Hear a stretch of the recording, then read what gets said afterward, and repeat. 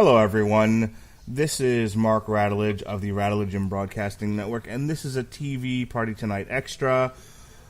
Seems that whenever we do some of these TV Party Tonight Extras, it's because yet another person in the world of professional wrestling has passed away. Today, we lost one of the greats, the voice of wrestling of my childhood, Mean Gene Okerlund, who passed away at the ripe old age of 76. Here to talk a little bit about what he meant to us and share some memories and some of the great moments of his career that we're aware of in wrestling is Mr. Toxic Masculinity, the punchy pugilist, Pat Mullen. How you doing tonight, Pat? It is what it is. Today will be forever known as the day the 76 died. Yeah, this is we lost like three in rapid succession. There was him, there was the captain of the Captain Antonio, and then what was the third one? Oh, the third one was Super Dave Osborne. Yeah, Super Dave. Yeah, that was a rough day, man. All of whom at 76 years old. So, what's your earliest memories of Mean Gene Okerlund? Did you get to see him in the AWA, or were you like me? Mean Gene was as much a part of Hulkamania as Hulk Hogan was.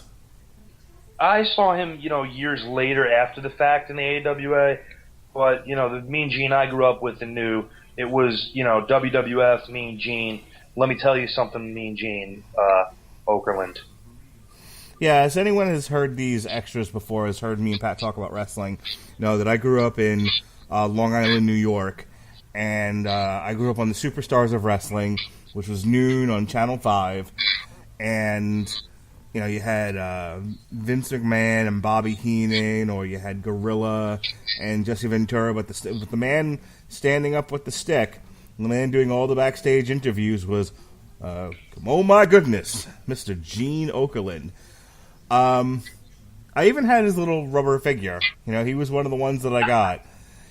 I always thought he was such a great straight man to all these nutty characters. I mean, here's a guy who could stand next to the intensity of Hulk Hogan, or the insanity of the Ultimate Warrior, or the intimidating villain Andre the Giant, or somebody who was as abusive as the $1 Million Man, Ted DiBiase.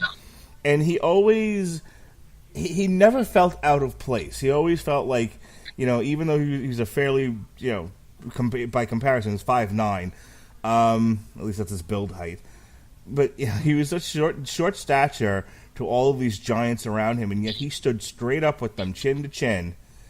And I always enjoyed, probably of any non-wrestler entity, I always enjoyed his stuff with them. His reactions were some of the best. Even on the stuff where it very clearly was supposed to go one way and didn't, on pre-tapes or interviews, even Gene just doing whatever he was going to do with it made it fun to watch. Whether no matter how off the rails it got, and there's some ones out there that you can very easily look up on YouTube or Dailymotion where this interview is not supposed to be like this. There was, do you remember one in particular where, it absolutely looked like he was reacting to some sort of nuttiness happening around him that he was not aware was going to happen? Okay, so there's a great video out there called Ken Patera Murders a Promo. And now we just talked about what a great straight man Gene was, and he was, 100%. However, even Gene could not keep it together during this awful, all over the place, whatever the hell Patera was trying to do promo. And Gene, at a certain point, just covers his face, turns visibly red, and is hysterically laughing. And it's bad when the best straight man of all time can't even keep it together for this, monstrosity that he's got in front of him.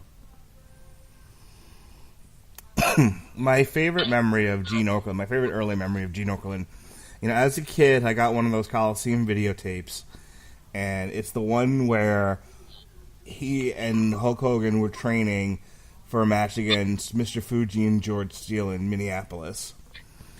And, truth be told, I don't even remember the match. I didn't even remember who they were wrestling. But the training sequences were so funny.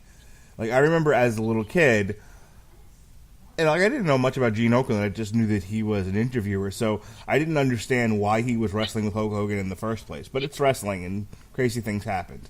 Years later, Jim Cornette would be wearing this entire Lycra outfit to wrestle in, and Jim Ross would say, that's a walking ball of cholesterol!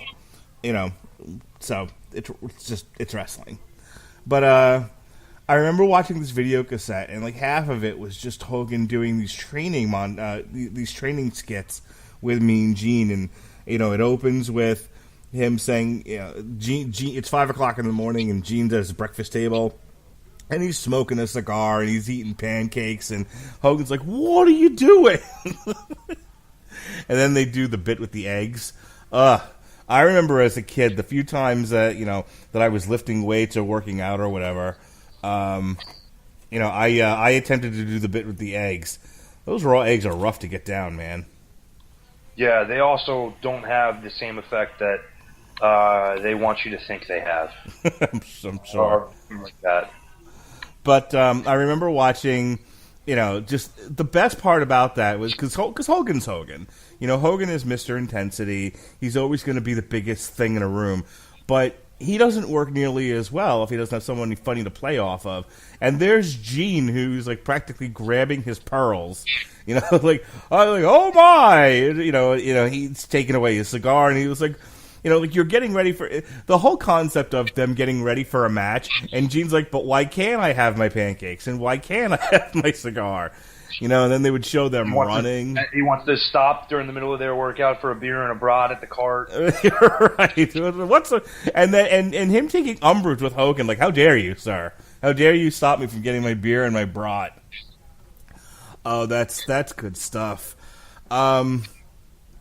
There are some highlights. I'm just looking at the Wikipedia page. There's a bit where Okerlund turned and said fuck it with some other words. Oh, with Rick Rude and Bobby Heenan. Yeah. That's a legendary one right there. Mm-hmm. Do you remember any other of the bloopers that he was involved with? This one's not so much a blooper, but just, we've talked at times about how when WCW went downhill, it was just nobody gave a damn. It was terrible to watch. And it was pretty clear at certain points that, like, the people involved didn't give a shit either. And there's one promo that they're doing with a couple of guys called the Natural Born Thrillers, who are going to be like WCW's young heel stable. And there was one guy named Mike Sanders who never really made it, and Gene just turns to him at one point and just calls him a little prick, which is fantastic. And there's, like, you talked about the Coliseum videos. So one of the best ones is one they did about the Hart Foundation. Jim Neidhart, Bret Hart, Jimmy Hart. And part of what they did is, this is one of the things Gene was so great about on these videos, is doing like a man on the street routine. Mm-hmm. And so he goes to the offices of the Hart Foundation, and he's trying to show his press credentials. And at one point he shows his business card, and in true like cheapskate fashion goes, "Yeah, I'm going to need that back. I have a couple of phone numbers on there, area code 212 I'd like to keep." What was great about Gene in the early WWF years was, he would be doing the stand-up routine with some of these really just over-the-top individuals, and he always had like this he always had this reaction where it was like, all right, like nobody ever really flustered him. You know what I mean? Like, he always like, okay, that's George the Animal Steel, and he'd kind of roll his eyes and like, back to you, Vince. He was just so funny to watch.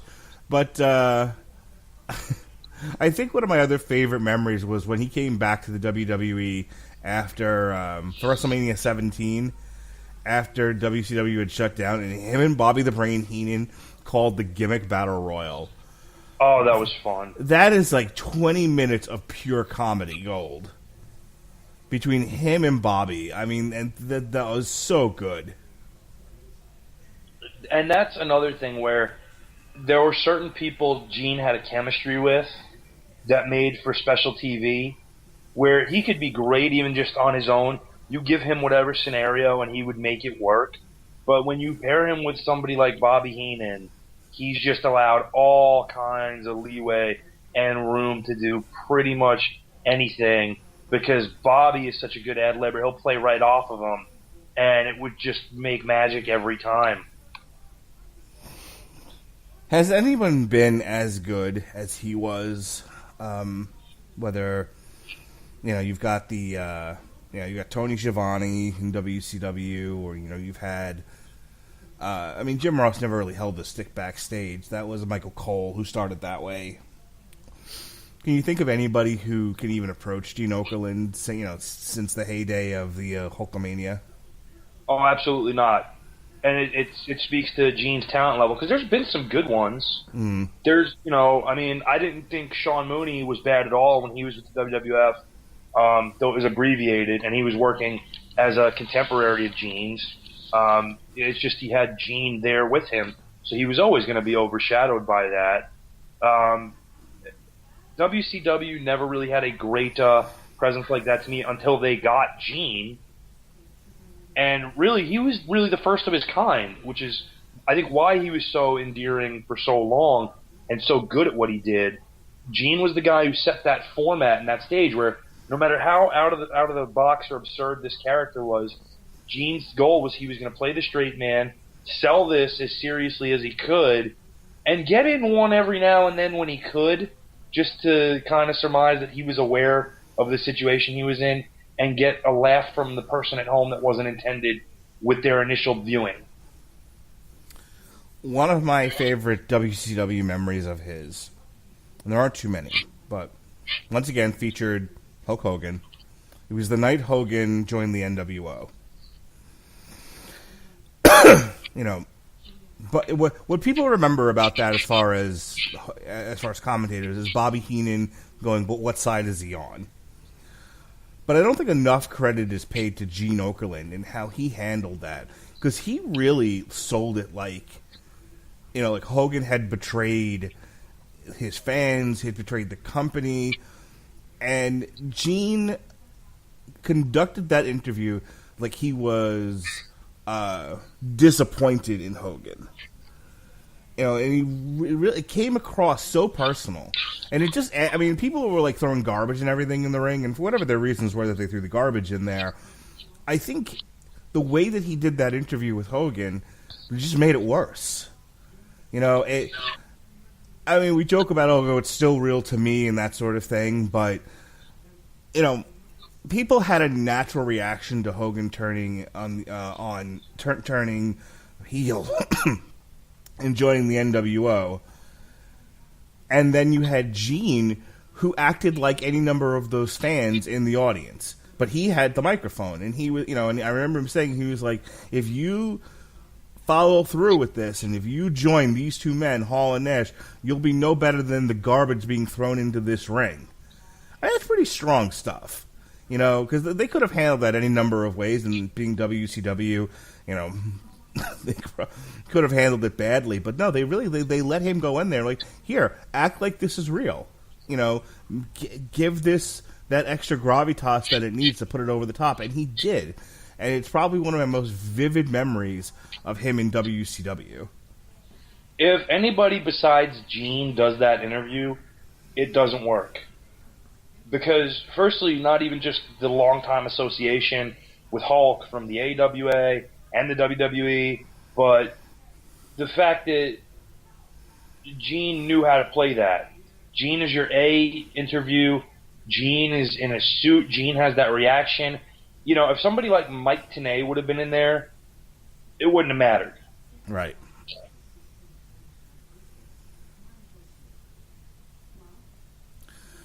So you said that you're aware of his AWA run.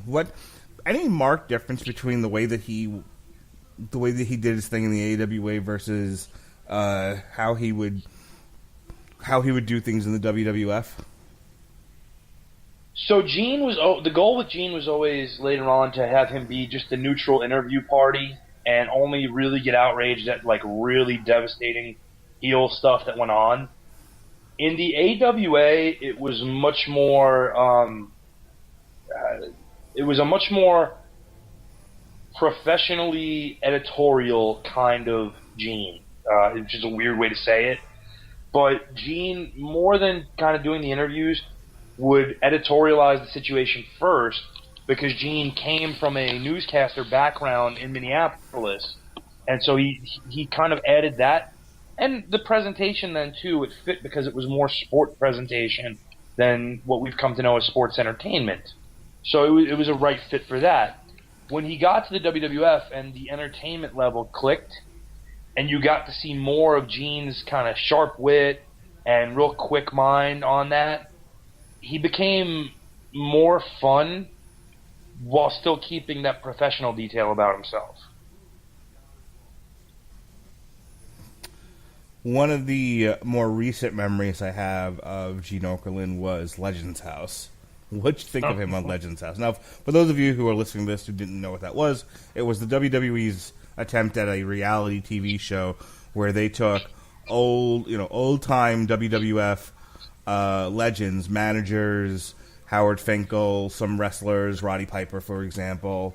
Who else was in there? It was Roddy Piper, Hillbilly Jim, Hacksaw Duggan, right?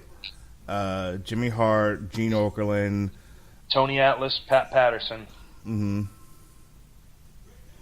So they all put him in the house together, and they lived there for like 6 weeks or whatever it was, and they had a producer there, pushing them to go out on these different adventures and whatnot, and tried to create comedy out of some of these interactions.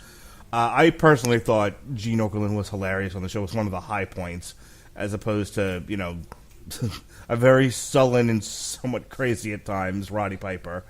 But what did you think of Gene Okerlund on Legends House? Oh, loved him, because that was like an unrestrained version of Gene Okerlund, where that sarcastic wit that we got to see displayed sometimes, in the interviews that would kind of be wink and nudge type stuff to us, he got to do full blast on his contemporaries when they annoyed him. And that was fantastic. I don't have a whole lot else here. I mean, he, whenever I think of Hulkamania, I think of Gene Okerlund. When I think of the Monday Night Wars in WCW, I think of Gene Okerlund. And, he's been out of the public eye for, years now. He's been retired, outside of some appearances and stuff like that here and there on Raw. But I'm going to pitch it over to you. Any memories, anything else you want to talk about, anything that I didn't bring up that needs to be talked about? I think, again, the most important part of Mean Gene and his legacy is that he really was the first of his kind.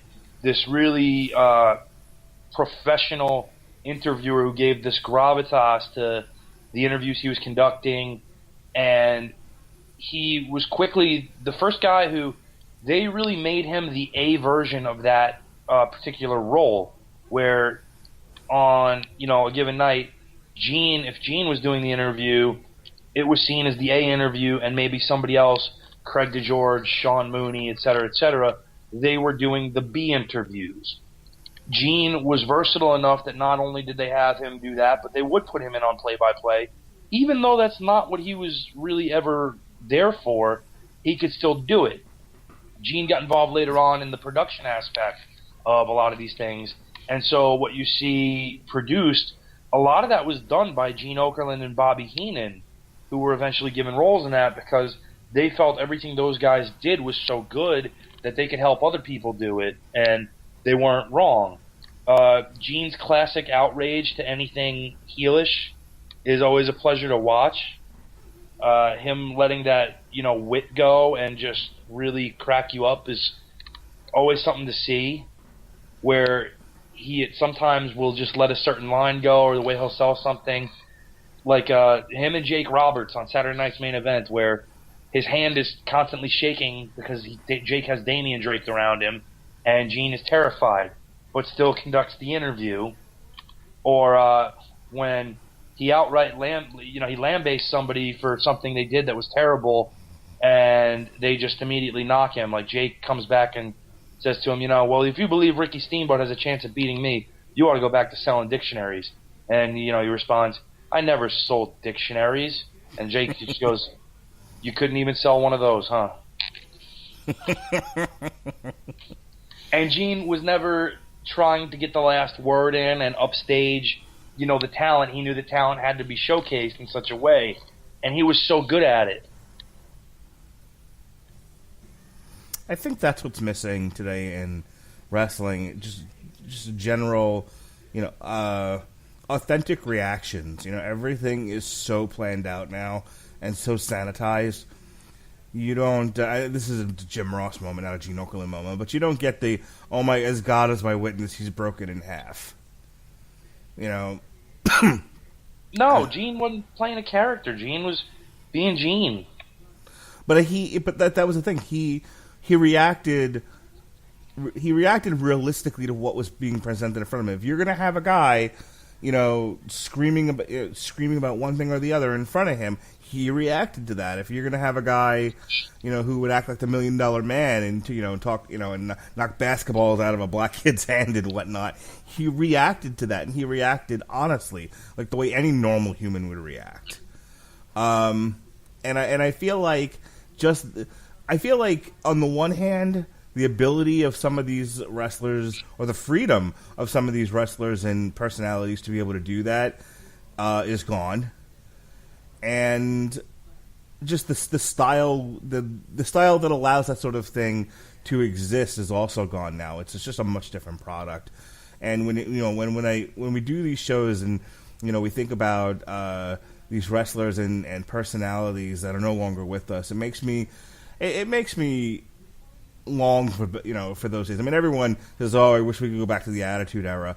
There are times I wish we could go back to Hulkamania, where where things seemed, not because I was a particular fan of Hulk Hogan, but more of the genuine excitement in the air, and not so much of a sanitized, homogenized product for as many demographics as possible. There's just something about Gene and his counterparts in their time that gave it a feel that it doesn't have today. And here's the funny part, I know a fair amount about wrestling and people and personalities. Something I never knew before today is that me and Gene Okerlund is in the South Dakota Rock and Roll Hall of Fame.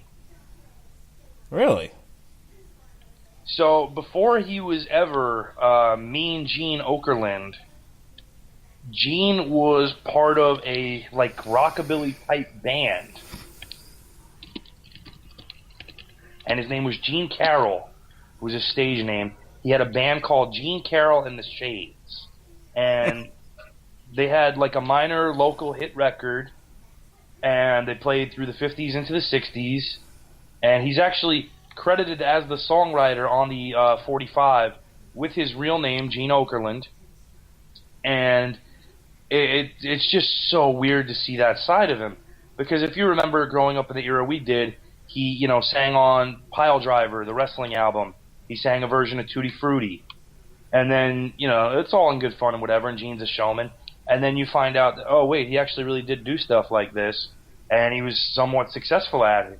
Because they released an album and it sold well in that, like I said, that Midwest area. They sound a lot like, bands of the era, and Gene is the lead singer. And you can look it up, and there's pictures of a young head full of hair, which is the scary part of seeing this, because that's one thing you never expect to see with Gene Okerlund when you think of him. It's a full head of hair and no mustache. But it just shows this talent level of what he can do. And after the band broke up, he got some advertising work in. He was a local anchorman and weatherman in Minnesota, and then that led to his association with the AWA, and that led to this legacy and creation of, the best interviewer, I should say, in, the history of professional wrestling, not just WWE, not just AWA, but ever. And with the way the product is produced today, I don't think we're ever going to see something like that, or like him, I should say, someone like him again. And it's a shame on the one hand, but I think it's also kind of a fitting tribute and shows just how talented and how great Gene was at what he did, and how important he was to what he did. I don't think I could have said it better myself. I think it's a great place to end this. We just wanted to do a short remembrance of a man that we loved in professional wrestling, Mean Gene Okerlund. So with that, Pat, any quick plugs you want to give us? Unfortunately, I'll share this one kind of sad moment about this whole thing. So in the end of April, they're doing a convention near me called 80s Wrestling Con. And one of the guests was going to be Gene Okerlund, whom I had never had the pleasure of meeting, and was really right at the top of my list of people I really wanted to meet at that. And unfortunately, that's not going to happen now. So on a personal note, that's pretty depressing. However, there's some good stuff going on too. Shortly, you will hear myself and Mark again on a TV party. We will be discussing Season 4 of the Netflix original continuation series, Fuller House. Hijinks ensue. There's laughter. There's family time. You'll enjoy it. We always do. You can also check out Pat and I review Into the Spider-Verse, Spider-Man Into the Spider-Verse. That's in the archives. So you want to hear what Pat's thoughts were on what he considers to be one of the worst Spider-Man movies he's ever seen. Yes, can't wait for your death threats and flaming bags. Go ahead into the archives and check out our review of Into the Spider-Verse. As we're recording this, tonight is also the Metal Hammer of Doom, our year-end special. Robert Cooper is back. Jesse Starcher's got all the stats. We've got all the music. It's going to be a fun time, so we hope you'll tune in to hear that. All right, so for Mr. Pat Mullen, I am your mandated reporter, Mr. Mark Radulich. For the late, great, Mean Gene Okerlund, be well, be safe, and behave. In store for your business this week at Staples? Cases and cases of confidence. Staples can help give you the confidence that your business is ready for the year ahead with all the supplies you need. Like paper. And right now, when you buy a 10-ream case of Staples multipurpose paper, you get one free. So you can be confident you're ready for whatever business comes your way. Buy one case of Staples multipurpose paper, get one free. Now at Staples, where there's a whole lot in store. In store only, limit 10, valid through 1/5/19.